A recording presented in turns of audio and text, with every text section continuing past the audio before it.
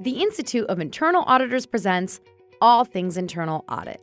In this episode, the IIA's Lindsay Patterson talks with Anna Davis of Qualcomm about the crucial aspects of internal audit team formation and dynamics. Their conversation covers hiring strategies in the current market, the importance of soft and hard skills, the challenges and benefits of remote and in-office work, and methods for fostering a strong team culture. Let's get started with the beginning of the team formation process, hiring. Yes. So what are you looking for in an internal audit hire today? So it's an interesting market right now. And for Qualcomm specifically, we've had a lot going on the past few years post-pandemic. So originally during the pandemic, we were fully remote. Okay. And then we went to 2 days a week in the office. Then we went to 4 days a week in the office. And we just announced that in October, we're going to be doing 5 days a week in the office. Okay. And so our recruiting strategy over the past few years has evolved because we didn't know long term that we were going to go to 5 days a week in the office.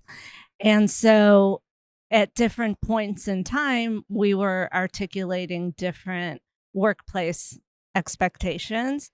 And so it really has been a lot to I would imagine keep so. up with that. And then also for the different recruits that join along the way, getting them up to speed on the changes and expectations of executive management. So currently, when we recruit, we have to tell people that we're 5 days a week in the office, and we've always had flexibility. So there is still, you can set your own hours essentially and all of that.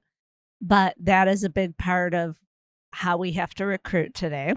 And we're based out of San Diego, California. And so it's a pretty big market, but it's not huge. And so just getting enough people in San Diego with the skill sets we need that can come into the office 5 days a week is challenging. And so we do have to go outside and actually look to relocate people.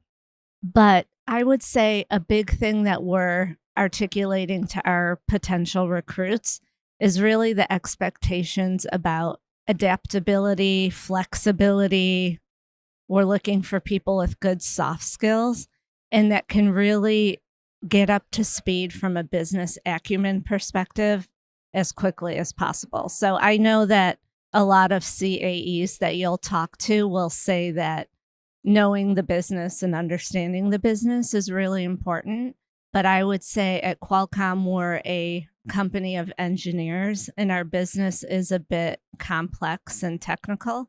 And so really looking for candidates that won't be intimidated or shied away from doing the work that's needed to really understand the business and build that credibility. That aligns perfectly with what we're seeing in our own research. We had the Vision 2035 report come out. Our foundation did some pipeline research. And when you talk to CAEs across the world, it was those soft skills that really came to the top. It's, business acumen in general, communication skills, Yes. the ability to take initiative. And we always talk about those as being like, these are soft skills, but they're so hard to hire for. They're Yes. hard skills. Yes.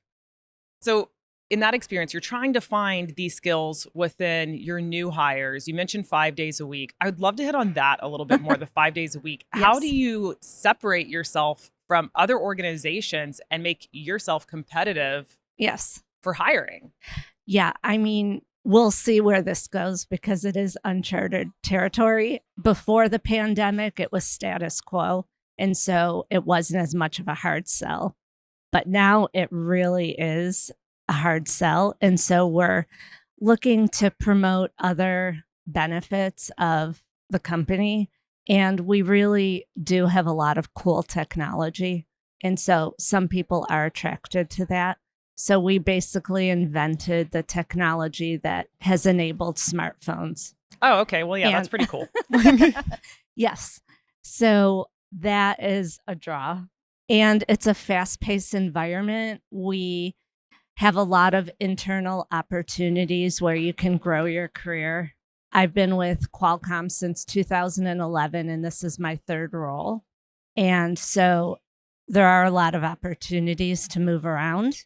And to move up, it sounds like. Yes, to move up. Yes, I joined as a director in 2011 and then this is my third role. As I mentioned, I've been CAE since 2018. So that's a big benefit. And then just giving people exposure to specific areas that they're interested in. And we'll see how it goes. We'll see how it works out. How big is your audit team? My audit team is 23 individuals, and we're responsible for internal audit, SOX, and ERM. For SOX, we do co-source with KPMG. So if you factor in those hours and FTEs, it's more like 30-ish. That's a decent sized team. Yes. That's pretty good. We see a Yes. lot of, small teams, 5 to 10. So that's a nice size. Yes. And in tech in general, we're pretty lean. We're not a regulated type of business like financial services and insurance that have the huge audit teams. So yeah, it's good. And it really forces us to prioritize what the most important risk areas are and also priorities of the company. And so that's always a good, healthy thing to do. Okay. So earlier I had asked about those soft skills. Yes. If you were looking for a specific internal audit skill for your new hires, I'm thinking entry level internal auditors, what would the hard skill be? I would say comfort with technology. And so we have our audit methodology and we've incorporated formally data analytics into it. And we also have Microsoft Copilot and other AI applications available to us. We use Audit Board for our internal audit and SOX tool. But someone that really embraces and feels comfortable just going to that on their own and not as part of an initiative or being reminded or part of the methodology. Just incorporating that data analytics into your everyday work. Yes. That's so important. And that I keep going back to Anthony's presentation a couple days ago, but that was something else that he talked about, seeing, even out of our own research from Vision 2035, that so many CAEs say data analytics is a top skill that everybody needs to have. But then very few of them would say that they have that skill or that their teams have that skill. Yes. So how do you foster that culture within your company? We actually updated our methodology to require steps to consider data analytics. And so it's required in our methodology. And we have a couple champions, DA champions, that are essentially the power users and act as mentors and coaches. And we have one person that actually has office hours every week. Oh, that's kind of them. Yes. So that everyone feels comfortable going to these people. So that's worked well so far. Okay, well, that starts to touch on culture. So let's move into the culture piece. You've hired these great internal auditors that, have the skills, they have the hard skills, they have the soft skills. Now, how do you get them to work together and be a cohesive team? Yes. So a lot of that is personality and chemistry. And I think it starts with tone from the top and then also my leadership team in terms of expectations. That is the culture that we want to demonstrate and promote. And so really being helpful, flexible. I think Qualcomm itself as a company can be a bit intimidating to onboard because we have a lot of different parts of our business and it's always changing and dynamic. And so a lot of it is relationships and knowing where to go. So we do, with our coaching and mentoring, spend a lot of time making sure people get up to speed as fast as possible, but also promoting and leading by example on the type of culture and relationships that we want to build. So you mentioned mentoring. Do you guys have a formal mentorship program within the organization, the internal audit team? Yep. We have one for the company. You're assigned a new hire mentor. And then within our audit team as well, everyone that joins is assigned a mentor. I love that. And I think that's something that even smaller internal audit teams can do, maybe not within the team itself, but having that mentor within the company. Because like Yes. what you said about relationships, life is all about relationships and Yes. knowing who to go to and what questions to ask. And that can be a learned skill, especially with new hires or people fresh out of college who Yes. haven't had that office experience yet. Do you see that in your hires, that that's like a challenge for a certain generation or any specific group? I would say it is a mixed bag in terms of what I see. Some people feel really comfortable embracing the mentor relationship and actually being open about questions that they have, and other people are a little more hesitant. Yeah. And so some of it could be culturally. We have a really diverse workforce. And so some people are more open and confident, and others are a little more reserved. But one thing that I do is I do a lot of skip levels in my So organization. important. Love that you do that. Every quarter, I talk to everyone in my organization to keep a pulse and how they're doing. And then also for our top talent, I do monthly one-on-ones with them to give Oh, them extra attention, support, hear their perspective. I love that. So how do you identify your top talent? It bubbles up on its own, I would say. So the people that take initiative Hmm. are just going above and beyond of their own doing. And then it turns out those are the people we go to all the time. Yeah. When something new comes up, we know they're capable and trust them. And so I would say after 3 to 6 months, you kind of get a feel for who these people are. I would agree on the initiative piece. As somebody who has also hired and coached up many staff members over my career, just the ability to take initiative is such a wonderful skill to see.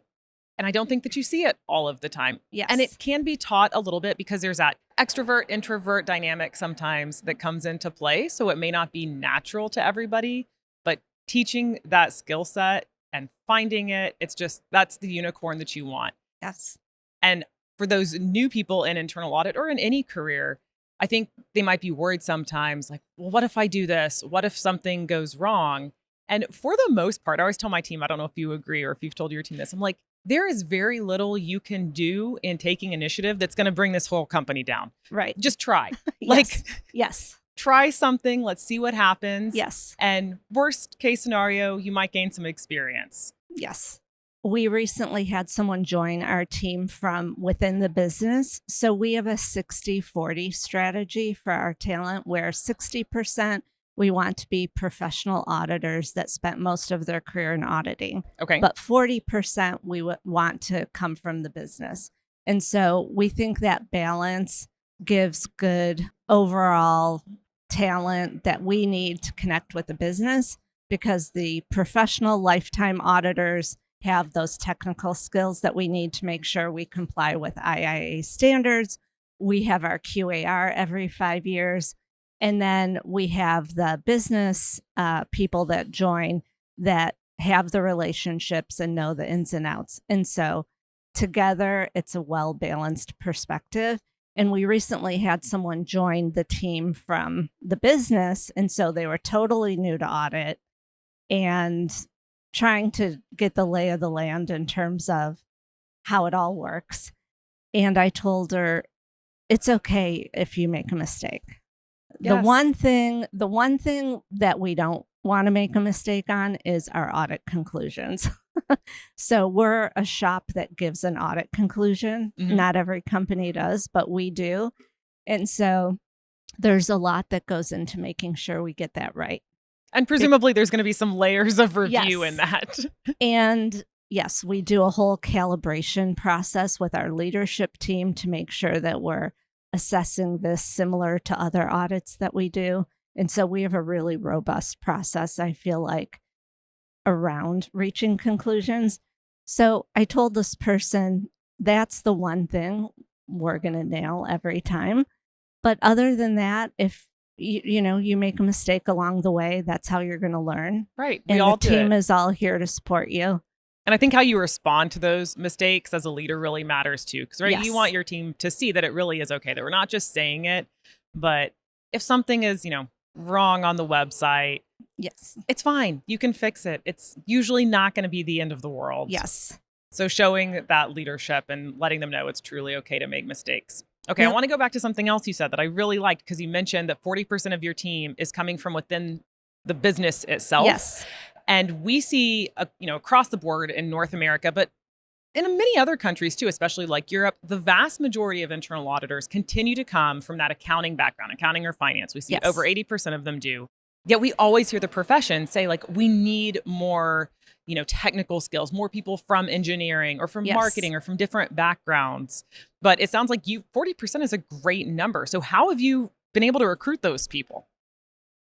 It's been a journey, and we built it into our audit strategy that we specifically want to rotate in a number of folks every year. And I share that metric with the audit committee once a year.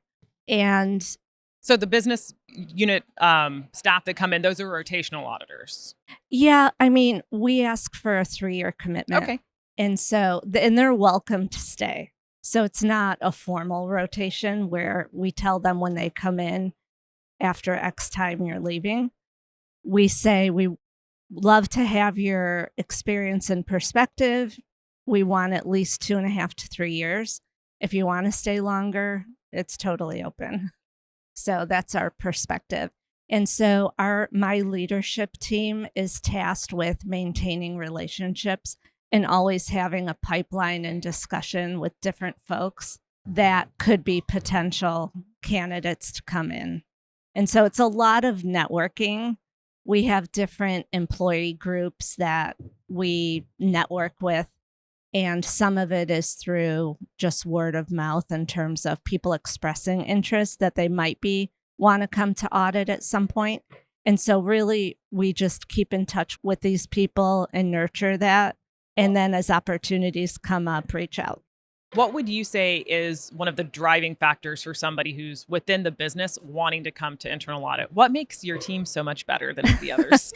So, yeah, I mean, we've recently recruited a couple people into audit from the business. And for a big company like Qualcomm, when you're out in the business somewhere, you're pretty much doing one specific part of the company.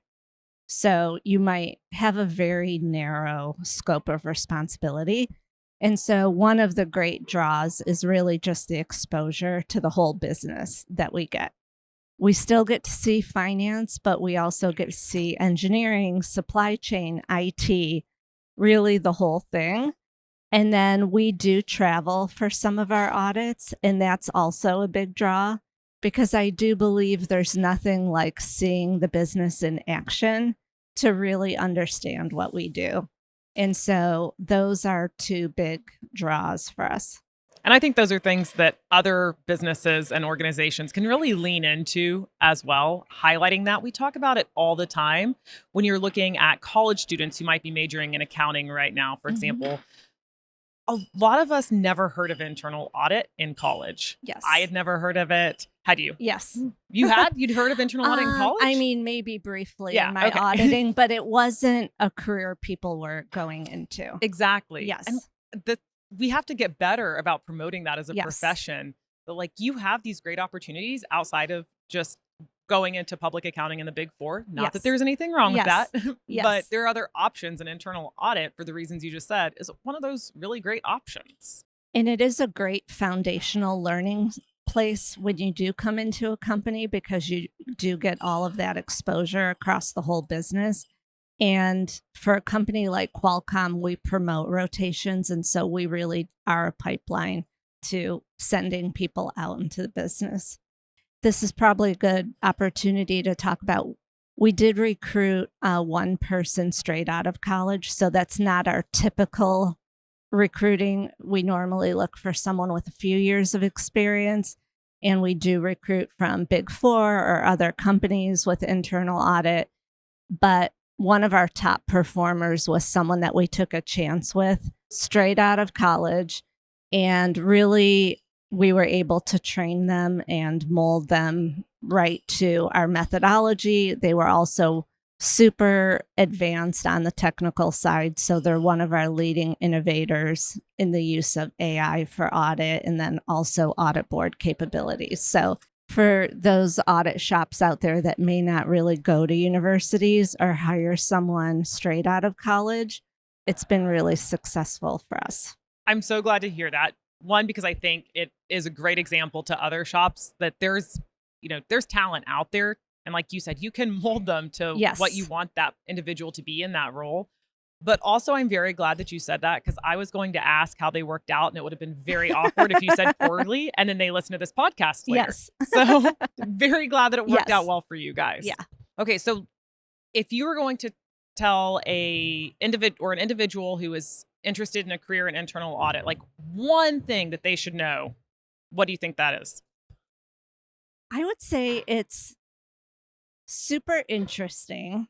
I don't know if I can limit it to one thing. That's okay. It is super interesting. It's also, I think, will build a lot of good skills that you'll need for any role. It's highly visible. It's super demanding, but that also makes it very rewarding. And I love the exposure to the business, the relationships that you'll make. It opens, I think, a ton of doors for you, whatever way you want to take your career. Well, thank you. You also gave some great advice on like hiring, especially college students and taking the chance there. But for those audit teams that are wanting to really hire great talent and develop great talent, what's the big takeaway you would give them? I would say look for the cultural fit. And for us right now, it really is resilience and confidence that we're looking for more than the heads down technical skills. So it's a lot to go from auditee to auditee. It's not like your typical finance or other company position where you always are working with the same business partners. Every 12 weeks for us, you're on to a new project with new business partners. And so really looking for someone who feels comfortable with that and has tough skin, but yet is polished and has soft skills. So it's a lot. So tough skin, but shiny, like a Twilight vampire. Yes. Anything else you would want our listeners to know?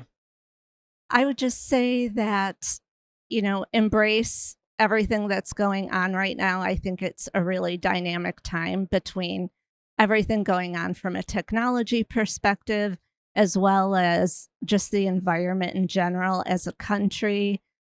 In the competitive world, everything is changing day to day, and audit's at the center of all of it in terms of thinking about for your business what the priorities are and the top risk areas.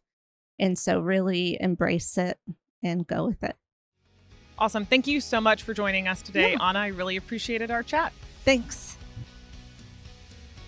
Small internal audit teams. Boost your efficiency at the 2025 Audit Sphere. This one-day virtual conference on June 17th offers expert strategies and practical tools just for you. Register now at theiaa.org. If you like this podcast, please subscribe and rate us. You can subscribe wherever you get your podcasts. You can also catch other episodes on YouTube or at theiaa.org. That's THEIIA.org.